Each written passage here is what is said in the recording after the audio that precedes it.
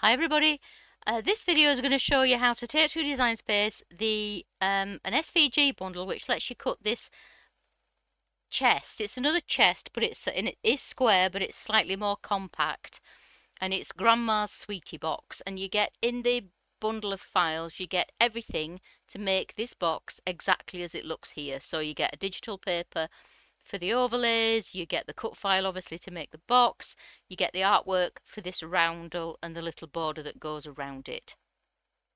There are some other things in the photographs you'll see on the Etsy listing. They're just to show you a different kind of box that you could make with the same files. So as I say, you get the files to make the purple one exactly as it is, this box here, but this brown one is just to show you something else you can do with it. If anyone really likes this box though, and they think they might like to buy that as a separate one, then let me know and I'll put it on Etsy. I'll talk about that clasp in the PDF of assembly instructions, so you get a link to where to buy those. Right, so as I said, it's a chest, just a little bit like the Minecraft chest. It's still square, but it's slightly lower, so it's not quite as big. But otherwise it's constructed in the same way, and you get the files to actually produce something that looks like this. A bit like the Minecraft one, in fact, where you get the printed overlays. Right, so let's go to Design Space and we'll bring it in. This is the file here. As you can see, it's a very complicated one. Well, not complicated, but there are lots and lots of parts to it. It's a big project, is this. Again, as the Etsy listing says, it's not a beginner's project. Not because I think it's too difficult, but you need to be a really good crafter to end up with a clean job on something like this. It's easy to get glue in the wrong places. I've ruined a few of my builds. I really like working with glue, but even I got a little bit messy sometimes. I've learned that you've absolutely got to have that damp cloth on your desk to keep your hands clean when you're making something like this. If you like a challenge and you're new to your Cricut and you're new to crafting, then have a go, but be kind to yourself if it gets too frustrating, because it's not difficult to get your head around. I think the PDF of assembly instructions takes you through every single step with a photograph, but there are a lot of parts, as you can see, so it's something that you really need to be organised with. Okay, so let's just prepare it for cutting, and so it lands onto your canvas. It's already selected, so your first step is just to ungroup it. I'm on the desktop version for PC, so for me, ungroup is at the top of the layers panel on the right. When you ungroup it, that means you can see the two subgroups that are inside it, and this top group here in my SVGs always contains the lines that need converting to score. We can't make them come in already set to score. So click on that top group to select it, go to your operations menu, click on basic cut because that's what it's set on at the moment, and change it to score, and you can see that those lines have been converted now. And because there's more than one set, we need to ungroup them. Then you're just going to select that group underneath, scroll down to find it. This is where all the cut pieces are, and so we just need to ungroup that. So now everything on screen is separate and we can attach the scores to individual pieces. Quickest way to do that, click on canvas somewhere near a piece to attach the score and the piece, and attach. Attach for me is at the bottom of the layers panel. And we need to do this for every piece on screen that's got score lines. To speed it up a bit, I'm just going to use Alt-A on my keyboard. But all I'm doing is selecting one piece, one set of scores, and attaching.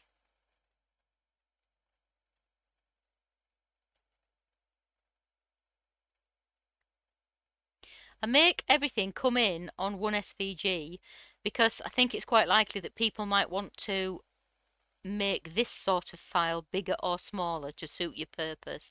So everything might as well be on the canvas all at the same time.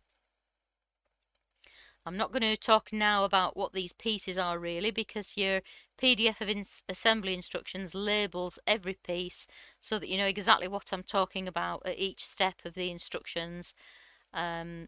Lots of photographs to help you identify what piece goes where.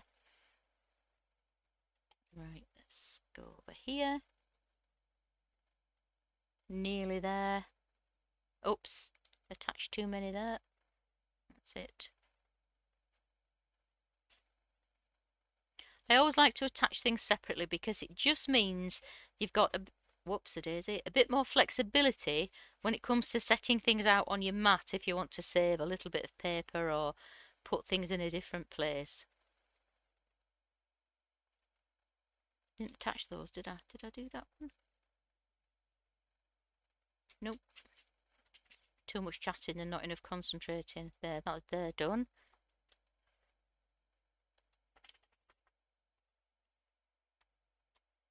And these ones here.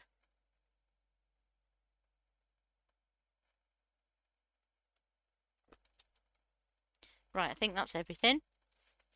These purple bits in the middle, they are the overlays for the walls. And we deal with those slightly differently because they're either going to be print then cut or we're going to cut them from different paper anyway. So for now, I'm just going to take off the canvas, all the overlays and the roundel, which can be, if you're making the box I've made, the print and cut part of this project. So I'll just temporarily delete those and I'll leave everything else that's just the basic cut on the canvas and we'll click make it. Oops, looks like I've forgotten to attach a little score line there, so I'll just find out where that is if I can. Was it one of these?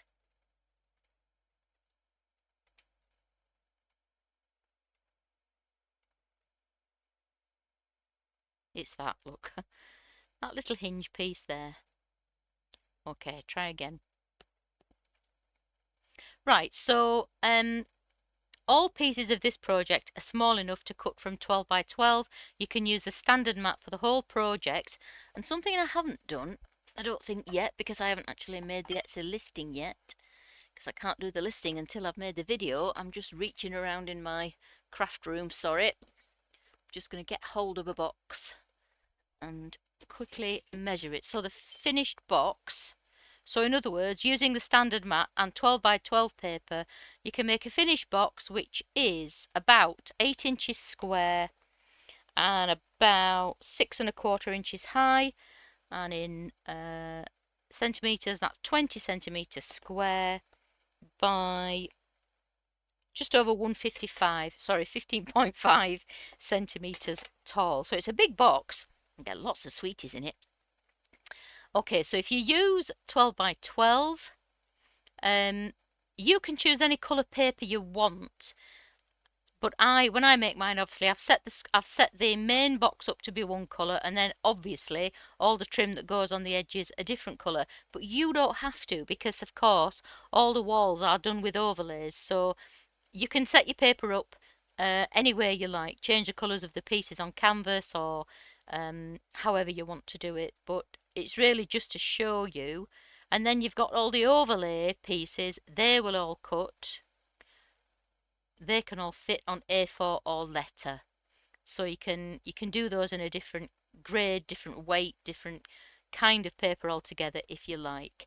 So I don't really want to talk about the quantity of paper, just to show you that you can make the whole project from the standard mat, because let's have a look at these. Yeah, you could also cut these bigger pieces from tabloid or A3, and if you do that, that's really quite an economical cut. So if you did use tabloid, oh, we can't actually, A3 is a bit shorter, isn't it? Oh no, you can still look, it's still good. 5 sheets of A3 or 5 sheets of tabloid for the main box body. And then we can see it's 6, 7, 8, 9, 10. 5 sheets of A4 for all the trim. And that's A4, so letter for all the trim. 6, 7, 8. Ooh, 4 sheets of letter because it's a bit wider, so not as many sheets of letter. That's good. And you maybe could save, no, I was going to say you could move those and put those inside the roundel, but you don't need to because you won't save anything there. Right, so that's the main box body. We've converted the scores, we've sent it all to make it, and that's how we'd cut those pieces. So now I'm going to look at how you would make the roundel, and to do that I'm going to bring back, and the overlays of course. Oh, I did a bit of faffing around trying to find that score, didn't I? Right, so we'll get rid of these cut pieces now. and we'll just look at the roundel and the overlays. So we'll do the roundel first. As I said, you do get the artwork for that. So we'll go upload. As you can see, it's already in my diary, but I'll do it library, but I'll do it from scratch so you can see how you bring it through Design Space. So G for grandma's sweetie box, lid roundel. So we've got this silly extra step to go through now, haven't we? So just continue at this window, apply and continue. It is a flat graphic. I have to say I'm not wild about this new method of bringing things in. So basically you just don't do anything to it, just keep clicking OK when you bring it in. You don't need to change anything. And also always get this yellow warning, this triangle in the layers panel. It is not low res. I created this at 300 dpi. It is perfectly good for a desktop printer, so completely ignore that yellow triangle when it tells you it's low res. It's not. Right, so it's a PNG. They always come in at the wrong size, don't they? So if you look at the cut piece, you can see in the size menu up here, it should be 14.802 centimeters. It'll be different, obviously, if you're in inches. 14.802 centimeters wide. So you just click on the PNG, type 14.802 centimeters, hit tab, and it'll automatically set the height. So you can see it's the right size now. And now we can just get rid of that cut piece because we don't need it. That's print then cut, and it will just cut like that. So that's the overlay for the bottom box wall, and that's the base, and that's the overlay for the lid wall, and that's the top. So obviously these are walls. It's a square box. We need 4. So 1, 2, and I'll duplicate those now. So we've got 4. So that's the bottom half of the box. I'm doing this all on keyboard, by the way. Duplicate is here at the top of the layers panel. So select those 2 and then duplicate them. You can also do copy and paste if that's how you want to do it. Right, so we've got the deeper walls for the bottom part of the box and the base, the shallower walls for the lid and the top of the lid. Got too many there, I can get rid of that one. So if you were not going to use my overlays, you could just cut those from the paper that you've decided to make your overlays in. But I just want to show you now a couple of ways of doing the overlays. So you can, because they're just straightforward cuts and it's just going to be out of pattern paper, one quick way to do it is to, if you've got an app into which you can take the digital paper, you can do it that way, step it up, make it as big or as small as you like. So I'm just going to show you what I did in Publisher. I have Publisher, but there's lots of other apps out there that you could do it in. So this is what what I did was I printed this out on an A3 sheet and I just used it as paper to cut from. So it was just straightforward cuts on sheets of A3 that I'd already printed. I'll show you how I did it on a blank sheet. So if we go to, on mine I have to go to Insert Pictures, and now here we can see the different colours of the digital paper that you get. The one I used is this mauvey one. You also get a pink version and a blue version and a yellow version. The flowers stay the same, it's just the background that changes. So we'll just bring this yellowy one in just for the sake of it being different. So in Publisher it drops on about as big as your page within the margins. It is actually a 12 by 12 image though. 12 by 12 image at 300 dpi, so it's very high res, even though Design Space will tell you it's not. But I decided I wanted my flowers to look smaller on the overall print, so I brought it in, set it in that top left hand corner, and then I reduced the size of it. I'm keeping it in Pro. I think in Publisher you don't have to. Yeah, as long as you're dragging on a diagonal corner, it will stay in proportion, it won't distort. So I made it about half the width of the sheet, and then I copied and pasted that. And it is these digital papers are seamless side to side and top to bottom. So if I just select everything and I will, where's a line? A line to the top. I'm not showing you this to show you how to use Publisher. I know not everyone will have Publisher. I'm just showing you how I made my A3 sheets of this design just to cut from. So then I selected both of those and I grouped them, and then I just dragged them so they were actually as wide as the paper, which is what I want them to be, because I'm not that fussy what exact size the flowers are. And then I copied and pasted that group, so I had another version of it. I'm going to select everything and I'm going to align it left so that I know they're going to match up perfectly. Then scroll down, paste it again, it's up there, bring it down here, and I think that's aligned perfectly. Yes, it has. Lovely. So that's how you would do it if you just wanted to do straightforward cuts, and that's how you use a digital paper. Let's go there. So you can see the whole page. Doesn't matter that as you can see, if I move that, you can see it overhangs the paper. That doesn't matter because it will just print what's actually on your A3 page when you send it to print. So it works well as Publisher for this, but there will be lots of other apps you could do it in. But if you haven't got an app from which you can print this digital paper, I'm going to show you now how to use it in Design Space to make these print then cut. And you will find, I think, that you need the same quantity of paper anyway. Right, so we would bring in the digital paper that we want to use. So let's just use the blue one, just to be different. We'll bring the blue one in. So just continue here. No background to remove, don't take anything away, just apply and continue at this window. It is a flat graphic. And then we've got this extra little step, but just click upload.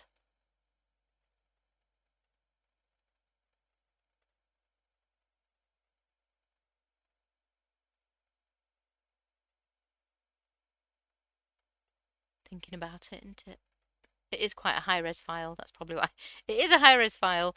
Let's see what it says about the quality of it when we want to print it. Right, so again, you might decide you want to reduce the size of it, but probably it might be enough. If it isn't, what you would do, you'd do exactly what I did in Publisher there. You would just reduce it down and then you'd copy and paste it or duplicate it, however it's there, and then we'll zoom right in and you will still be able to put them together like that and have a perfect match. You probably just, it's a bit harder to move things around, isn't it? So if we align it bottom, and then you'll click that one and just nudge it over with your arrow keys on your keyboard, or however you do that if you're in the mobile app, and there you can see that's matched up seamlessly. So let's just zoom out again. But I'm not going to do that. I'm not going to make a whole sheet of 6 of those, but that is how you would do it if you also wanted it to be smaller than your biggest piece. But let's just, for the sake of ease of doing it, let's just make it bigger than our biggest piece. So you've got your digital paper as you want it. I'm just going to send that to the back. So what you would do, I'll copy and paste it so we've got more than one. You would put your box base on there, select both and slice. And then that's, you don't want that, you don't want that, you don't want that. So that's now your box base bottom piece. You can just copy and paste that because the top and the bottom are the same, so we can get rid of that cut piece now. This is our copy digital paper. Bring these to the front. I don't know if we'll get 2 on. Yes, we will, won't we? So, but we can only slice one at a time, so we'll select that top one and I'll zoom in a bit. Select that top one and the paper. We could also use, what else? There's another one we can use, isn't there? Oh no, we can't use subtract. I thought we might be able to, but we can't. So we'll stick with slice. Send that to the back. It always jumps forward after you've done that. So again, select the bottom piece and slice. And then we can get rid of all these bits that we don't want. And there we've got our lower walls now. We need 4, but we don't need to do that again. We'll just copy and paste those. So those are our 4 lower walls and our base. And then these are the oh, can I just paste that back in? I can't. Curses. We'll use this. This will probably fit. So just pretend I didn't delete that digital paper and it's still here. Send it to the back. So yeah, if you're doing this, copy and paste that original digital paper a few times. Will I get 4 on? Might do if I zoom in. Yeah, will do. They don't have to be aligned, it doesn't matter. Okay, so again, select 1 and the background and slice. It always jumps to the front, but just send that digital paper to the back again. Select the second one and slice. Select the third one and the paper and slice. On the fourth one, and the bit moved then, but it doesn't matter. Fourth one and the paper and slice a 4th time. Right, so now we can get rid of all these bits that we don't want, and we're left with our 4 overlays for the lid. So now these are all print then cut, and they are too big to print then cut on A4 or letter. Oh no, you could use letter for some of them, not for the biggest ones though. No, so you're going to need, if you use tabloid, it's 3 sheets of, can you use tabloid for everything? No. Let's just go back. This one must be 19.6. Tabloid is 279, but I'm not sure what the print then cut is. So we'll just hit make again and see what happens. So I'm going to choose tabloid. Yeah, it fits on tabloid. So you'll need 3 and a tiny bit of the tabloid sheets. I'm pretty sure it's 3 sheets of A3. Well, what you could do, let's just go back to the canvas. Because you know that will definitely fit on an A4, let's just send these through for the economy. This is assuming you can print on tabloid or A3. So if we choose tabloid, it's 3 sheets to do the overlays, or A3, 3 sheets to do them, and then you could send that little thing, the little roundel, obviously will just cut from letter or A4. I don't know if I need to show you how you go further than this, but if I do, you click make it, you get this window which says send to printer.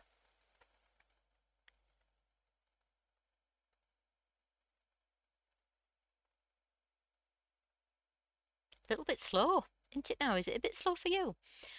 So leave add bleed selected. I always go to the print dialog because if I'm printing on special paper or I want a different quality, you want to bring this dialog box up so you can choose preferences. Your window might look a bit different than that, but you'll have a preferences panel as well. I would print from the paper tray because I probably print it on something a bit thicker. In this case, I would print on A4, and then you'll have the option to change the print quality as well if you wanted. My printer's quite good, and so standard is good enough, but you would also change the print quality if you weren't getting a result you were happy with by sending it through on standard. So once you'd chosen that, you click OK, and then you're back to this window, and then you would press print, which I'm not going to do because I don't want to print it. So that's how you take it through to the final make. And then it would say printed, and then you choose your material, same as usual, whatever setting you wanted there, and away you'd go. My machine light is flashing now, asking me to load it. Okay, so I think that's all I need to show you. You've seen the basic cut, you've seen how to possibly take the digital paper into another app to just produce sheets of paper you can print from. Cancel. There we are. And you've seen how to create the overlays with print and cut if you want to. Let's have just a quick think about that now. Yeah, so if you can't do print and cut on A3, obviously, which you would need for this, for the largest piece, you will need to create your own letter paper. So you would need an app that you could actually take that digital paper into to create letter or A4, because you could cut those just from letter or A4 sheets. That's your biggest piece. but they will fit on a basic piece of A4 or letter. But you would need to be able to do print and cut on A3 or tabloid to be able to do them through Design Space.